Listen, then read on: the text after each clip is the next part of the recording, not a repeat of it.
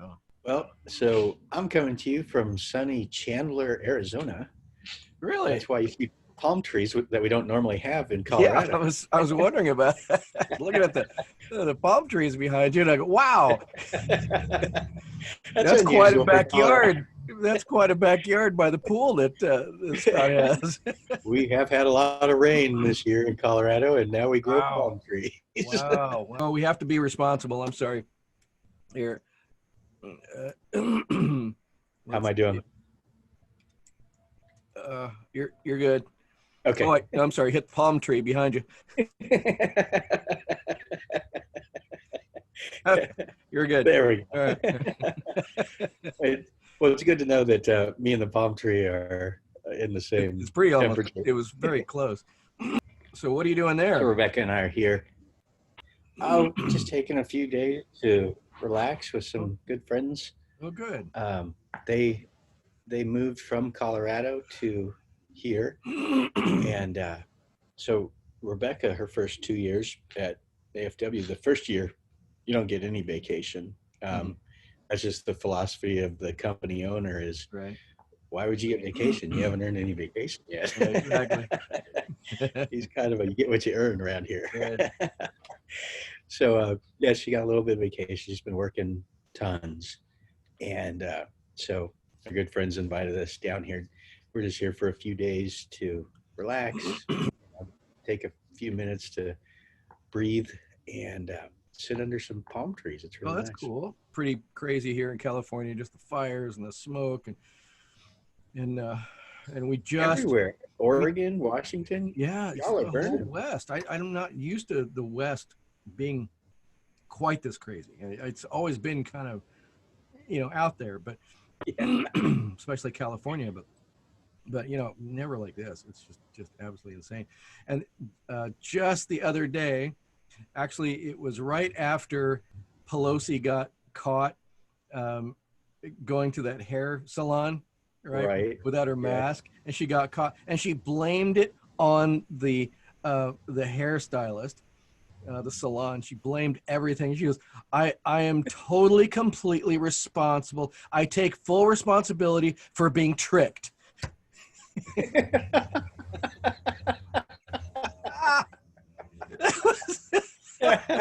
The craziest admission I've ever heard in my life. I take full responsibility for being completely tricked at that salon. Just threw that whole salon under the bus. Me apologizing that I'm very, very deeply sorry that you're the way you are. But I mean it sincerely. Right. I am so sorry I got caught killing that person. I take full responsibility for being caught. I was careless. I really could have been more careful. But I own it. I totally own it. And I will do better next time. Oh, my God. And so right after that, California got guilted into opening the hair salons right after that because they were all closed. The only thing you could do was outside, cut hair outside. And so the place that I go to, the last episode, by the way, you'll notice I had my hair almost out to here. I almost had an afro. And so right after that, the salons were able to open up, and I was there the second day that my salon opened up, got rid of all that hair. God, it was driving me nuts. Rebecca's the same. Me, I've just I've brought the clippers out of retirement. Yeah. Right. So I used to go every month, get a nice business haircut and stuff. And now it's hot in the summer and stuff, so it's nice to just not have very much hair. Right. Yeah. I don't mind it at all. Yeah, mine grows. I'm not complaining. I will never complain about this, but it's really thick and it grows really fast. And so I've got it. So I will never complain about my hair whatsoever because it's there. Right. I've always had, the Elliot genes were really good. My dad had all his hair. His dad had all his hair. And so I got those genes. But man, it grows fast and it's really thick. And And just in a few weeks, it's this bush, and I can't do anything with it. Yeah. Oh, yeah. I sleep on it once, and it's just, it's all over the place. Yeah, I don't know if it's the Irish or the Scottish or Maybe Scottish, maybe. but Yeah. I know ours is a hairy family too, and Yeah. we don't lack. It doesn't. We don't Yeah. like. I noticed my forehead is bigger than it has been in the past. It does. My forehead is getting larger. No, I think that's your brain. This stuff is not. Your thinning brain at is all. stretching it out a little bit. That's what it Yeah. is. I used to know a psychiatrist. It was a psychiatrist that I knew many, many years ago. And he was one of the most brilliant humans I'd ever met.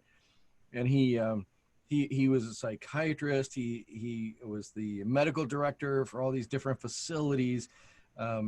He was like an encyclopedia. Nothing that he ever read or learned was lost in his head. He would just be able to recite anything about psych that you could ever ask him. He knew 8 languages fluently, and and he was just this brain, and he physically had a head that his brain was bigger. He looked like a cartoon character because his brain was just like so Mega Brain. big. And I can just imagine that pictures of him when he was young weren't like that. And his brain actually just grew, and it pushed against the walls of his head because he had this gigantic head with his brain. He was such a crack up. You'd call him in the middle of the night for orders. We'd admit a patient during the night at one of the behavioral health facilities, and he also, brilliance and insanity are a very fine line, right? And he was manic depressive, and he would go into manic phases, and then he would disappear for a couple of weeks, and manic phase and disappear for a couple of weeks, and he never regulated his own meds very well. Okay. And we would call him up in the middle of the night for orders for a patient, and he would answer, and we'd say, Dr. So-and-so, we need orders on a patient. One of your patients just came in, and he would give orders in Chinese and hang up. Because he was kind of in that awake sleep, and so he would just default to whatever language was closest to his mouth at that time. Yeah. And we'd just be, and he'd hang out, and we'd go, what are we going to do with that? What the hell? And we'd have to call him back and go, Dr. So-and-so, we still need orders. He goes, I just gave you orders. We need English orders. And we said, we need them in English. You gave us in Chinese. He goes, nonsense. I did nothing of the sort. Now listen this time. Okay, doctor.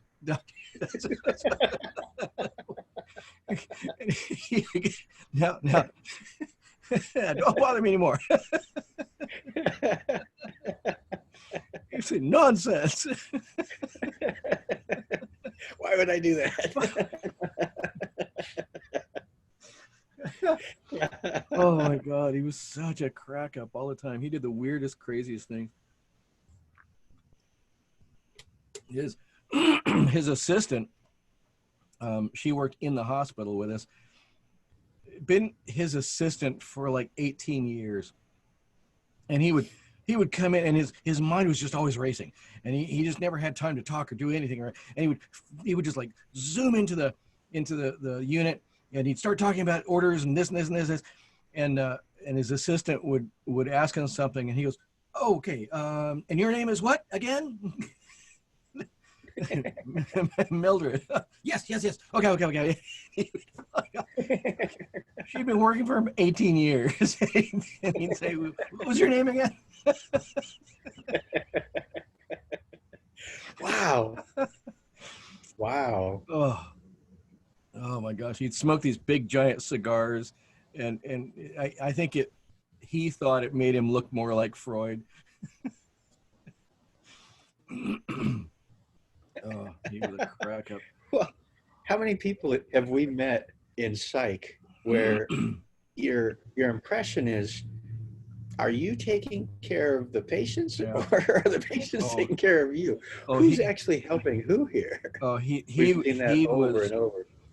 There were about 3 people in psych that are like the top 3 insane people that were in charge in psych that I have encountered over 40 years. He's in the top 3.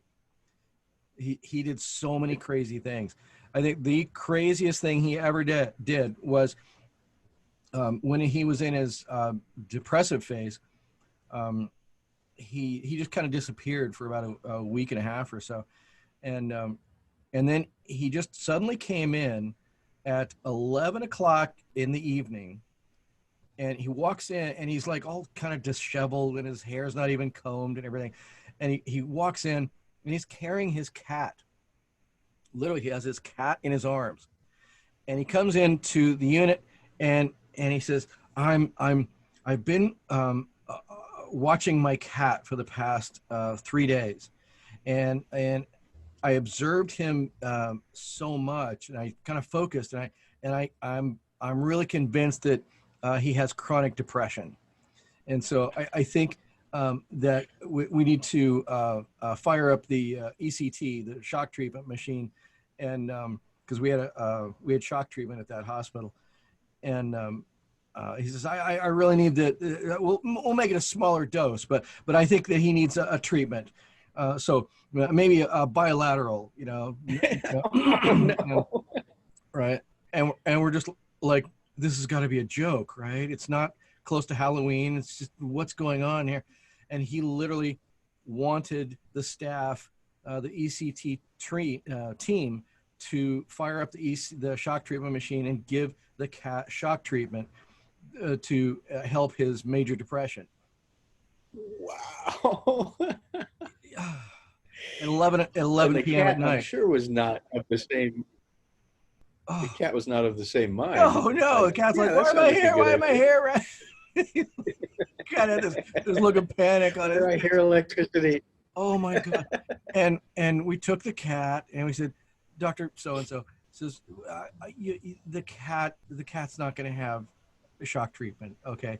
We will give it some therapy. Okay. We'll put it through some therapy first. And then if the therapy doesn't work, then we'll talk about that. But right now, just leave the cat with us. We'll give it some therapy. And then you go home and you relax. Okay. And he's okay. And he shuffles out again. It's like, and we took the cat and one of the nurses just took the cat home and just waited till Dr. So-and-so was back on his meds and okay enough to take the cat home again. Wow. That was just one incident out of just many, one. of many that he would do. Yep. Patients running the asylum. It's fascinating the faith that people put in the entire industry. I know. And that made me think. He was the medical director. Oh no.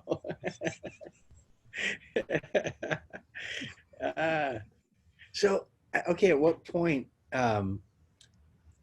So you mentioned they used to call them sanitariums. They've been called asylums, mental asylums.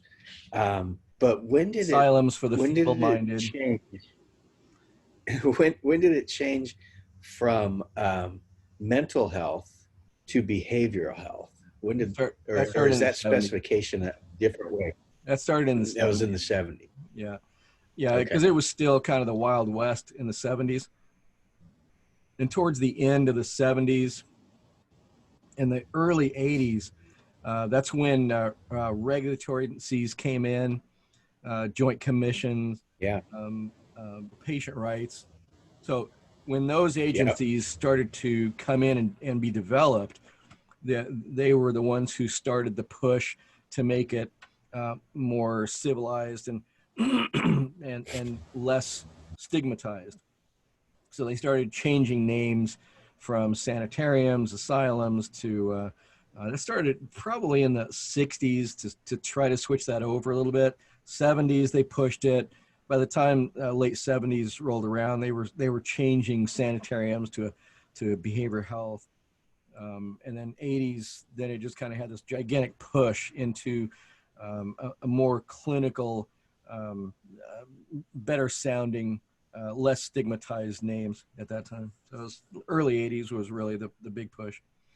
I'm going to head in. We've got the landscaper here. Oh, how He wonderful. showed up in the backyard and decided he's going to start weed whacking everything. Of course. So let me move this in. A short intermission. Yeah. You can follow me in.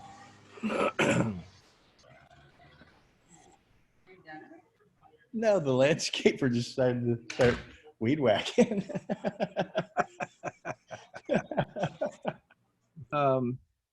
Again, we're Pop Psychology Live, brought to you by PhoenixTrainingGroup.com, workplace violence prevention program for healthcare, behavioral health, law enforcement, social services, schools, any other industry that has cranky people that you encounter, which is pretty much the rest of the world. So just as a disclaimer, as always, this is where you will hear the worst psychological advice and viewpoints you will ever encounter. So please don't watch us. Don't tune in. If you're looking for quality content, this isn't the place to get it. So go somewhere else. Yeah, go somewhere else, please. Turn it off. If you're experiencing a medical or behavioral health emergency, please seek the proper medical or behavioral help, or call 911. So other than that, if you want to tune in to us and see advice that will just curl your toes, then you can watch us, but don't expect much. We're not going to be politically correct. We don't do that very well, and we're not sorry for that as well either. So we will rub your brain. You would get better advice going to the bar down the street, really, from us. Yep, there might be people there that know stuff. Absolutely, but not here. Just letting you know. However, we will rub your brain. We will rub your brain. It may be in a way you don't care for. So keep in mind that we are unsuable. You cannot sue us for liability, slander, any other reason that you feel we may have hurt your feelings or said something bad about you, or because we've warned you ahead of time.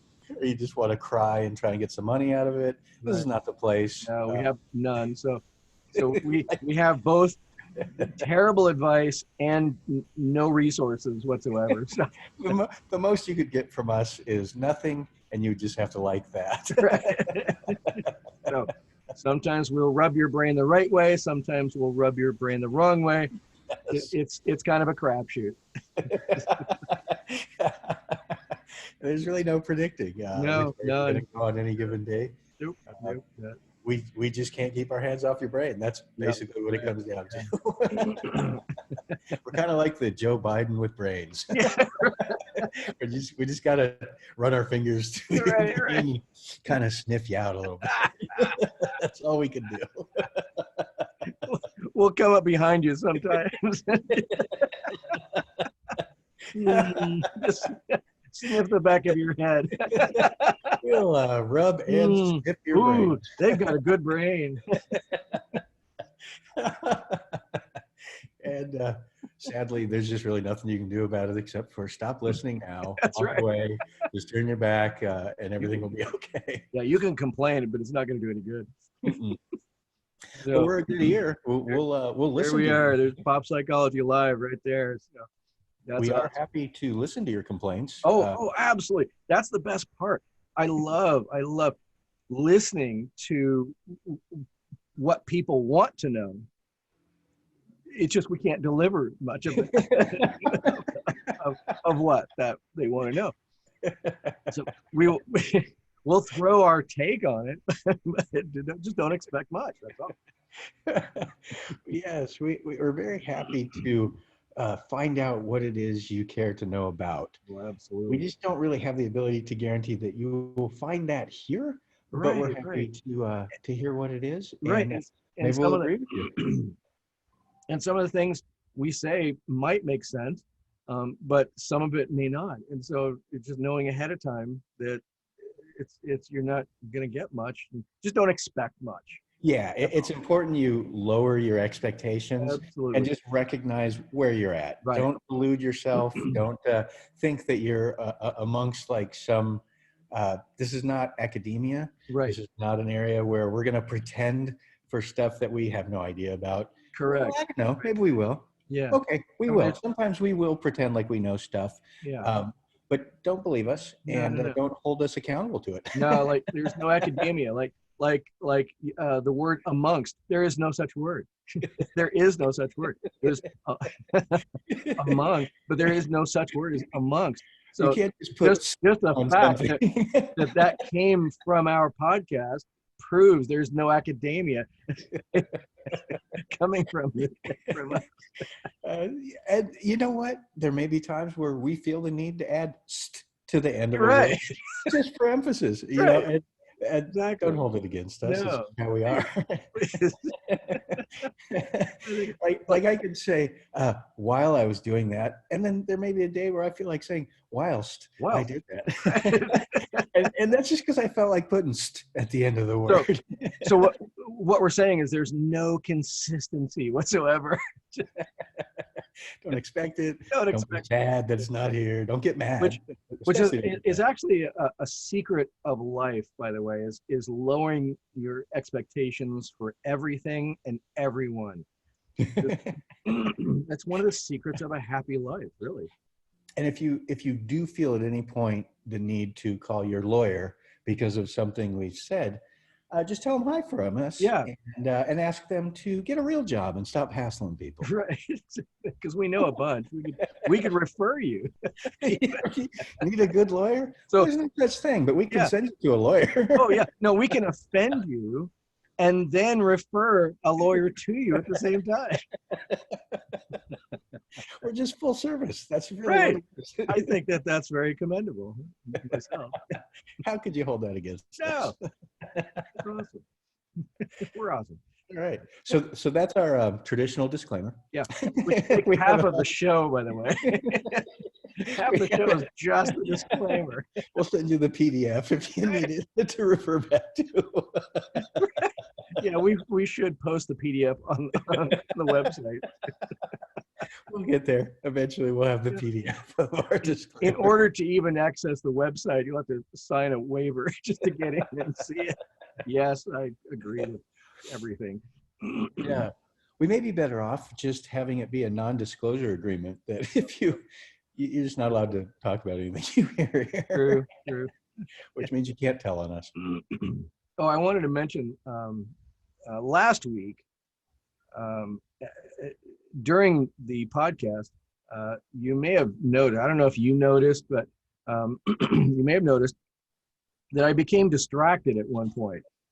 I don't know if you caught that, but yes. Like I was right in the middle of some analytical explanation, and suddenly I got distracted, right? And something distracted me from the doorway that leads to the outside. That I just want to explain that distraction, because that was my brother-in-law, the one that I have talked about before, the most prolific narcissist ever that's not incarcerated that I've ever known. A man who needs no introduction because the world already knows how great he is. Yes. Oh my God. So he knows that I have this show from California from 10 a.m. to 12. And I put big signs out, by the way, in neon day glow yellow, not to enter from this time to this time, because we're having the recording, right?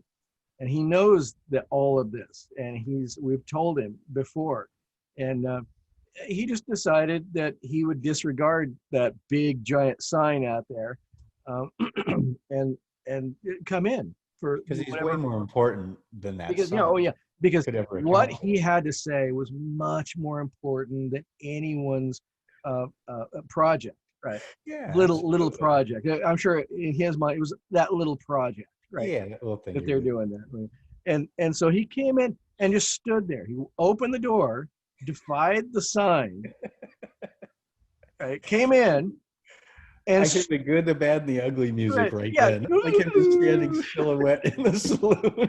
It basically was, because the door was open, his silhouette was there, and he just stood there with his idiotic face, like, I have something to say, right? He didn't say He didn't have a squirt gun or a Nerf gun or right. No, he even just a like grenade. had that look on his face, like, I have something important to say. And so I turned back and I just continued, and he just continued to stand there, like, okay, just when you're done talking, I need to tell you something. And I looked over one more time. He was still there. It was like 20 seconds later. He was still there.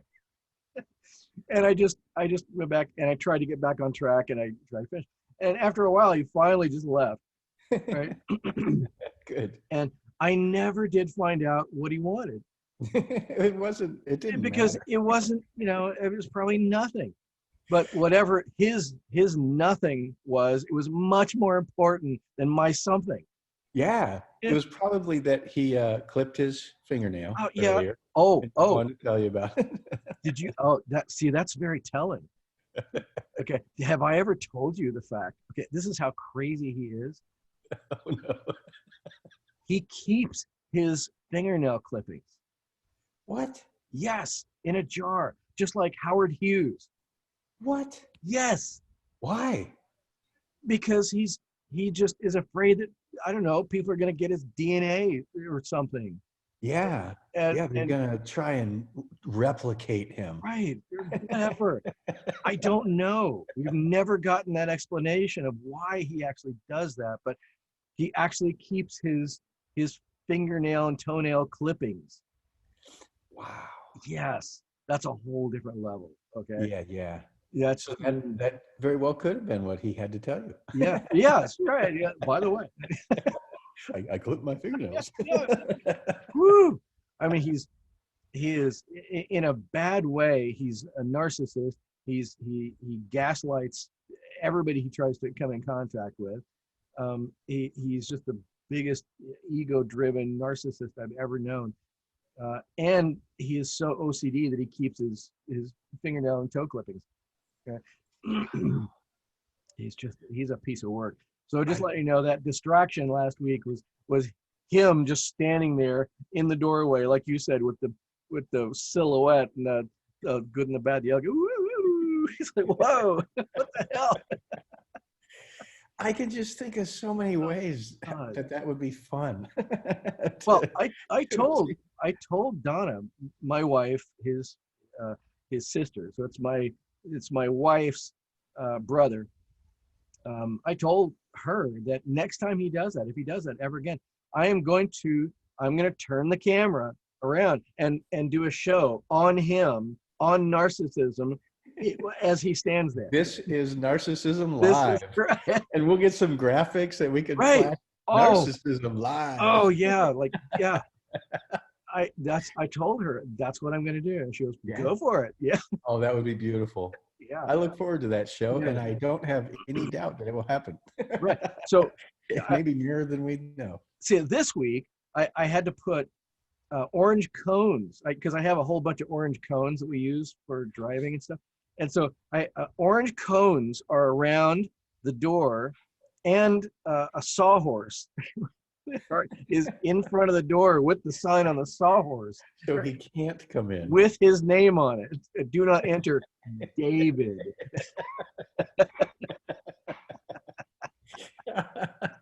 And maybe he'll get, but he's so important. He would be beyond that. He would just move past it and still open that door. He would think that was cute, that you Yeah, recognized how great he was.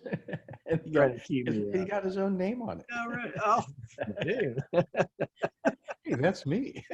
Right. So I figured, okay, that was the wrong thing to do, to actually put his name on it, because then that would boast his ego a little bit. If you perhaps changed it to just like do not enter any dumbass person, Well, then you have more success with him, because he'd be like, oh, I'm not. Yeah, but that would be someone else, so that he would be free to enter that. Oh, okay. Good point. You know, I'm not sure of all the things we covered today, but I know that some of our underlying messages generally are everybody be nicer to each other. Take some accountability for your own self. Right. Do the right thing for the right reasons. Yeah. Treat people well, and and take care to make it a better day for those around you, not a worse day. Yeah, that's great advice, and we try to follow that advice. I think we talked once about all the Karens out there that are going off, and we actually the company actually reached out to one of the Karens and helped them through this process, because they were having a mental health emergency during the time that they were being that Karen, and so we actually recognized that they were having a mental health emergency, and we contacted them and helped them actually get some help. And now they're working with our company now to try to send the message about being kinder and more patient and more empathy, and understand mental health and mental health crisis. So we're always trying to reduce the stigma. We're trying to help people be more empathetic and understanding instead of judgmental, and that's one of the big messages for us as a company, is to stop the judgments and start having more empathy and understanding for people, and it would be a much better world. And foundationally, that's why we rub your brain. Yes. So it will feel better. Yes. All right. Very nice, my friend. You have a great week. I will talk to you soon. All right. So long. Be kind. Bye-bye.